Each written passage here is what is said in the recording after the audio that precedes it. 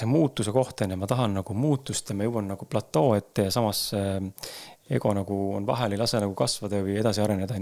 Ja see on nii veider selle koha pealt, et me usun, et me kõik oleme kogenud oma elus ühel või teisel hetki, nii suhetes, võib-olla karjääris, äris, ma ei tea, rahaga, enesearenguga, tervisega või ma ei tea, millegi iganes veel, kus on mingi nagu platoon ees. Ja siis see platoo ei ole nagu see, et ma näen, et mul on vaja teha, ma ei tea, 1000 luba tõmmeta, aga ma jõuan need 100 tükki teha, ma pean lihtsalt rohkem treenima, et jõuda sinna, vaid see on nagu selline, noh, see nagu justkui, ma ütleks, et hookus-pookus voodoo, et see isegi ei saa aru, mis seal ees on, sa saad aru, et midagi nagu takistab, on. Ja ma arvan, et üks parimaid näiteid ongi see, et võib-olla inimene, kes mõtleb, et tahaks, et mul oleks rohkem käivet või suurem teenistus on ja siis võib-olla kõige teine, kes mõtleb, et issand, ma nii väga tahaks suhet ja ma olen tegelikult selleks täiega valmis, aga seda ei tule. No siis see tegelikult ei ole selleks valmis. On see teooria taga sellena, et ei tule selle pärast, et tegelikult selle valmis, aga tunne mul on. Et mis sinu mõtted siinkohal on, kus see tuleb siis see koht, see lahkheli või see tunne või see algne tunne, et näed, ma tunnen, et ma olen väärt rohkem raha või paremat suhet ja ma teen omast arust nagu kõik, aga ei tule seda suhet või siis ei tule seda suurenevat käivet või sissetulekut või kõrgemat palka või mis iganes. Kus see tunne üldse tuleb siis, ma olen tegelikult seda väärt ja ma tegelikult olen valmis ja ometi reaalsus ei näita seda mulle?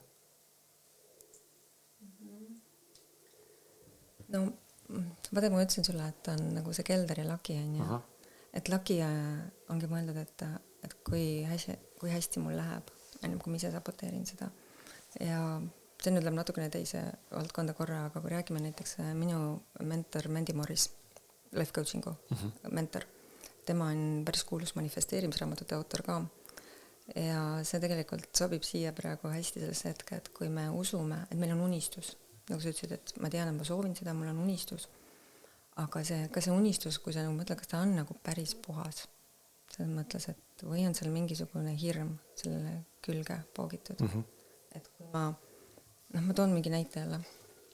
Näiteks ma tahan mingit imeilusat autot, kallist, uhket, ma ei tea, see on lihtsalt näide.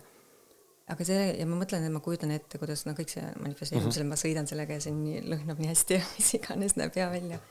Ja siis mul on kuskil hirm, et aga see on ju nii kallis ja keegi tuleb ja võib-olla kribib või rihib selle ära kuskil parklas või sellel on tegelikult hirmuenergia külge haagitud. Ja sellega sa juba saboteerid. Tühistad mõne mõttes. Tühistad, jah. Põhimõtteliselt sa saad nagu välja oma soovi ja siis sa tühistad selle ära. Samale saboteerid seda. Aga selle üle peadki nagu mõtlema, et kas sa teed seda või tee. Kas su soovid on nagu tegelikult ka ikkagi nagu täiesti jõustatud. Ja ei, see on huvitav, olen nõus, et ma arvan, et paljude asjadega, mida ma elus olen unistanud, mida pole saanud, seal on ka tänaseni on ikkagi kaasas mingid agad. Nii kui ma selle välja ütlen, siis tegelikult ma kohe kuulen enda häälega tuleb mingid agad. Okei, ja teine asi ma veel ütlen siia juurde, mis on nagu teine vaatenurk. Need ei ole nagu niimoodi, et kõik peavad kronoloogilises järjestuses käima. Et mõtle jälle, et mul on unistuse eesmärk, olgu see siis mingi edukus ettevõtluses, olgu see mingi suhe ilus hea. Mõtled, et issand, mul jooksis praegu mõte kinni. Ma juba mõtlesin 3. mõtet. Stoppi tegema. Oota, mis ma tahtsin sellest öelda? No, tuleb meelde. Oota, tuleb. Issa ma mõtlesin juba järgmist nurka. Jaa, muidugi. Ma ei tea, mis ma mõtlesin. Tahtsin öelda, et kui sul on see unistus või see soov on ju, siis järgmine etapp on see, et kes ma pean olema ise. Et see oleks nagu reaalne. Et kes ma pean olema, et see minu soov oleks tõsi. Ja see võib olla ka see koht, et me tahame neid asju, aga me ei pruugi olla ise tegelikult nagu energeetiliselt selles kohas, et seda üldse nagu ligi tõmmata. Ja kui sa mõtled nagu välja, nagu Dan õpetab ka seda päris palju, et kui ma soovin nagu ma soovin nagu ajada veel suuremalt äri, mul peavad olema veel suuremad teadmised, mul peab olema veel paremad oskused, kas läbi rääkida või mida iganes, et ma ei saa minna järgmisele tasemele eelmise taseme oskustega. Et see lihtsalt, see ei tööta, et see ei too seda tulemust. Suhtes samamoodi. Kes ma pean olema, et sellist suhet üldse nagu suuta, nagu igapäevaselt nagu käimas hoida. Kas ma olen praegu see inimene, kes sellist suhet saab üldse lubada endale? Ja siis on see koht, kus ma hakkan siis iseendaga töötama. mina pean olema nagu selles kohas, et ma saan nagu seda lubada endale või see unistus saab nagu tulla.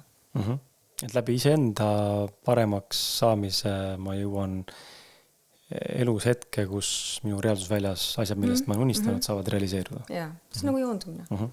Ja. Mulle meeldib seda selle välja tootust, et tihtipeale ongi jutud ainult selle kohal, et tõmba nagu parasiit enda ellu, olles ise täis depressiivne ja võib-olla nagu väga väiksed mõtle ja mis iganes veel, aga tõmba kõik enda ellu hea, kui siis oled kuskil madalas seisundis, et see tundub, et ei ole väga realistlik. No kui sa saaksid selle kuidagi, kas sa suudad seda hoida? Jah. Et tegelikult see on töö iseendaga ja minu jaoks ongi see põhjus, miks me siin oleme, algul me rääkisime, mis on see põhjus, miks me oleme siin, et see ongi, et areneda. Ju me tulekski. Töö iseendaga. Oleks nagu point hingel tulla siia. Okei.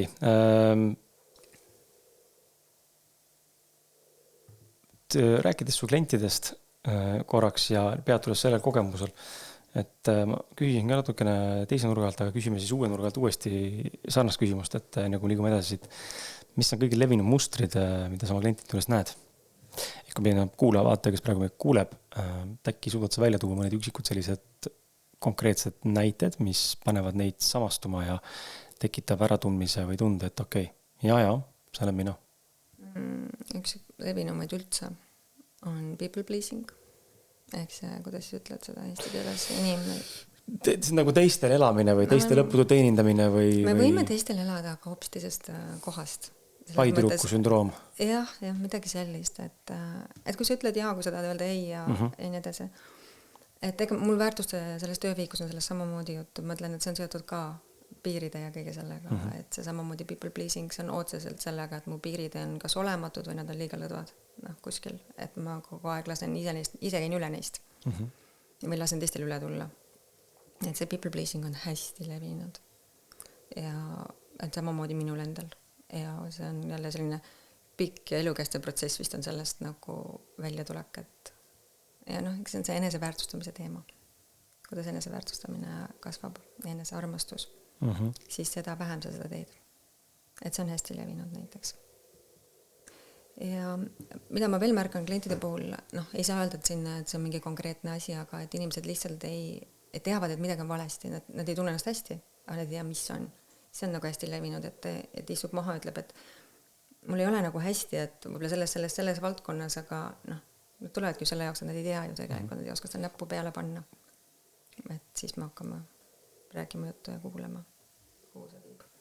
Ehk siis esimene soovitus võib-olla on ka see, et kui sa juba lihtsalt tunned, et midagi häirib, aga sa ei pea ilmtingimata teadma, mis asi see kohe nagu on, et suurenenud eneseteadlikkusega inimesed oskavad võib-olla mingi vaatlemise tulemusel juba öelda, et näed, ma arvan, et mul on see, mis võib olla tõsi ja võib ka mitte olla tõsi, aga et sa oskad ennast nagu kõrvalt näha, kui sa ei oska, siis see on ka okei koht, kust alustada tunnistades, et ma tunnen, et something's off.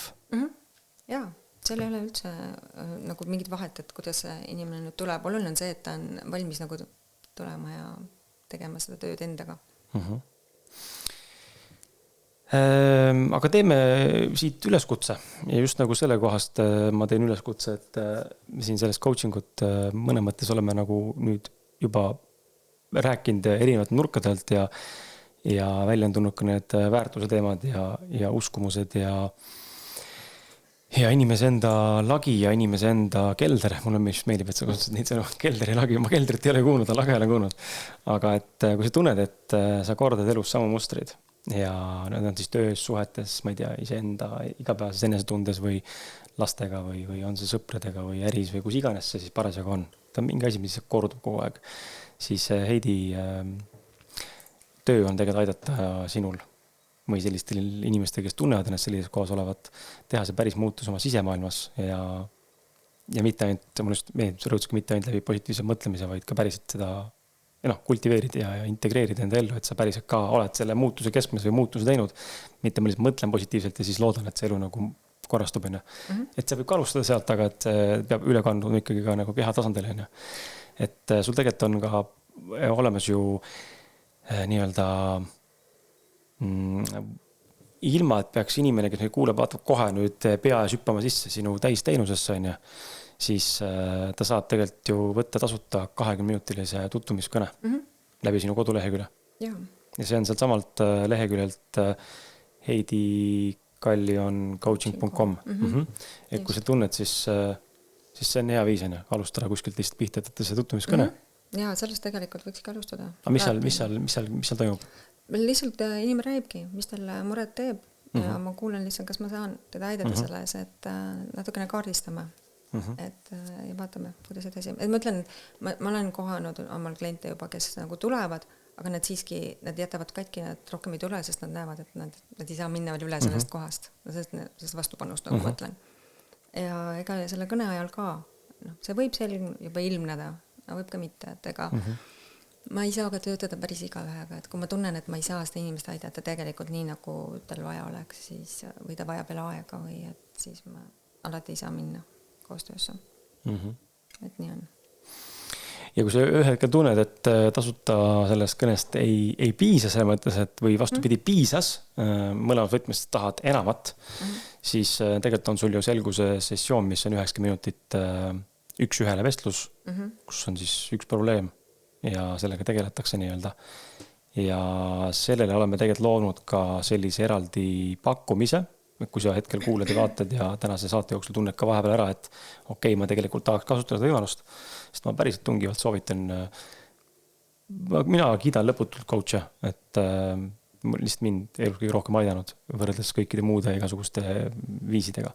Siis see podcasti pakkumine, mis ma ütlema hakkasin, kehtib kuni mai lõpuni, selle aasta mai lõpuni ja annab sulle -25% soodustust ja selle sooduskoodiks või märksõnaks on siis Kris, aga kui sa lihtsalt kirjutad, et sa tuled siit sellest saatest ja kuulasid, siis saab ka sellisel viisil, et seal otseselt nagu sooduskoodi lahtrit pole, vaid sa kirjutad kirja ja lihtsalt maini siis minu saadet ja siis sa saad selle nii-öelda mõnusama pakkumise sulle, millega asuda siis koos Heidiga teekonale.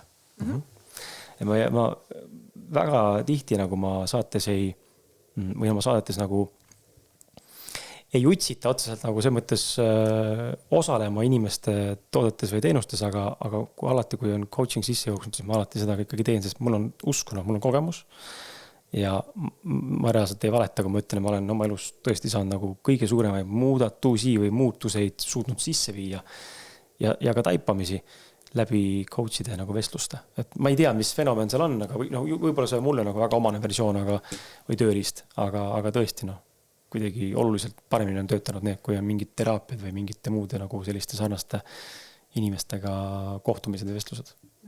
See on väga tore kuulda. Ma sinuga veel ei ole kohtunud, võib-olla ma ikkagi pean ka sinule tulema, aga ma tunnen, et sul on see pädevus ja võimekus inimesi aidata ja see sügavus ju, me oleme siin 47 minutit praegu sinuga vestanud juba. Palju juba. Aeg lendab, on ju, et meil tekib siin flow, me oleme siin hetkes ja ma juba näen selle 47 minuti pealt, et sinus on see sügavus, mida mina otsin ja teades, et minu ümber on inimesed, vaatajad, kuulajad, kes on ka sama sügavad, sest muidu neid vaatamisi kuulamisi ei oleks igas episoodis, siis ma juba tean, et kes iganes ära tunneb, ta leiab sinu eest juures selle lahenduse.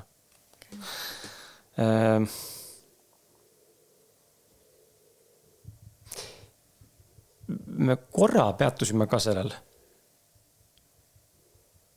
Ma tahaks ikkagi kruttida natuke jõudes see küsimus, mul silmeti viskus siin ja see mustrite kordamine ja suhted ja raha. Toome uuesti see valdkonda, sest mul tundub, et need on kaks nagu peamist kõige suuremad valutekitajad üldse inimeste eludes, kolmas võib olla tervis, eks ole, ja neljas võib olla eneseteostus või selline eksistentsiaalne pool, et kes ma siis olen ja kuhu ma tahan elus nagu liikuda. Ja võib-olla viies on karjäärine. Aga suhe ja raha tunduvad nagu olevad asjad, millega me kõik oma elus varem või hiljem kokku puutume. Mis tasandil see nüüd on küsimärgi all, igal enda kogemus, aga miks me nendes nii tugevalt kinni oleme ja võib-olla ka see nurga alt, et on sul äkki tuua mingid näiteid, et milline on olnud selline suhte üks nagu mingi muster, kus keegi on olnud ja sellest läbi saanud või on milline olnud näiteks rahamuster, kas sul endal ja kuidas on sellest läbi saadud ja siis ma äkki oskan ka midagi ise jagada, kui sa soovid täiendada. No okei. Ma alustan suhetest. Et ma näen, kuidas ma ise enda elus ja ma näen ka klientide eludes, kes mul on coachingus olnud, kuidas enese väärtustamine ja selles mõttes hästi eluterve enesearmastus muudab suhteid. ja see on alati selline nagu 50-50, kummale poole ta siis suudab või muudab seda. Sest kui eneseteadlikkus kasvab ja ütleme armastus enda suhtes, siis hakkavad piirid tugevnema ja see on, mina näen seda alati nagu tantsuplatsil tantsid teise inimesega koos, olgu see sul elukaaslane, sõber, ülemus, no midagi teine, keegi, kes on teisel pool, suhte teine pool. Ja kui minul asjad muutuvad, siis ma muudan tantsusamme ja teine pool, ta peab reageerima kuidagi. Kas ta siis tantsib ka uudmoodi kaasa või hakkab ka sättima. Kohaneb, jah, või siis ütleb, et see pole minu jaoks. Et ja samamoodi, ega see ei ole ainult ju minu poole pealt, et me mõlemad pooled peaks kogu aeg niimoodi ju oma piiri teada andma ja siis niimoodi sättima kogu aeg seda sammu. Et see on siis otsus, et kas sobib või sobi, on ju. Mis jälle toob meid ringiga tagasi ka väärtushinnangute juurde, et mis on meie väärtused ja kas need sobituvad oma vahel. Et ma olen näinud nagu seda transformatsiooni, kui näiteks inimene laseb oma piiridest kogu üle tulla ja ongi suhe on järjest kehvem ja kehvem. Ja kui ennast lõpuks üles leiab ja hakkab ennast austama, armastama, ütleb, et tegelikult on asjad nii ja mulle sobib nii ja siis ongi, suhe hakkab muutuma selle peale. Ikkagi transformatsiooni teeb läbi täiesti suhe ja võib ka lõppeda. See on ka üks variant. Et seda ma olen kindlasti näinud, et nii enda elus kui klientide eludes ka. Aga raha ma ei oska raha suhtes praegu öelda. Ütleme, mina osalen selles business coachingus Dan Martelli, aga ma ei õpeta edasi. Sellepärast, et life coaching on midagi, mida ma tunnen, et mu enda elukogemus toetab seda. Ja ma tunnen nagu seal ennast nagu hästi ja mugavalt. Ärimaailm pigem on selline, mida ma alles õpin ise samamoodi. Seepärast ma ei tunne, et ma oleksin väga autentne, kui ma tulen õpetama väga edukat inimest, et ma tean, kui mul ei ole näidata sama kogemust ette veel, et see on minu jaoks protsess praegu. Et sellepärast ma võin jagada teoorias, mida see Elite Coaching programm õpetab. Aga kui sa räägid sellest, et kuidas nüüd rahaliselt, ma ei tea, pankrotist üli edukaks, et mis seal nüüd taga oli, siis ma isiklikus kogemusest seda ei jaga. Seda praegu ma võin jagada lihtsalt teooriat. Selle poole pealt. Et Dan Martell, ütleme, mis on mind nagu väga palju mõjutanud viimased aastad, tema on hästi süstemaatiliselt läheneb. Et üks asi on nagu see filosoofia sul taga ja see mindset, et sa töötad nagu iseendaga nende uskumussüsteemidega jälle, nagu need lagi ja kelder, mida ma usun, et mida ma suudan saavutada elus. Aga teistpidi ta usub hästi süsteemidesse ja ta on tegelikult tarkvaraarendaja. ja sa ehitadki üles konkreetsed plaanid, et sa paned oma pika eesmärgi kirja enda jaoks, mõtled välja, sa teed selle väikesteks ampsudeks ja siis sa lähed selle järgi. Ja sa hoiadki kogu ka teadvuses, ütleme seda siis mindseti poolt, et nagu ma ütlesin, kes ma pean olema, et elada sellist elu, mida mu unistus nagu sisaldab. Ja siis sa kogu aeg kontrollid, kas minu teod, nagu annad endale feedbacki pidevalt. Kas minu teod, mis ma otsused olen teinud, see nädal, see kuu, kas need viivad mind lähemale või need viivad mind hoopis kaugemale. Et sul on tegelikult see roadmap on ees, ehk siis teekonnakaart kogu aeg.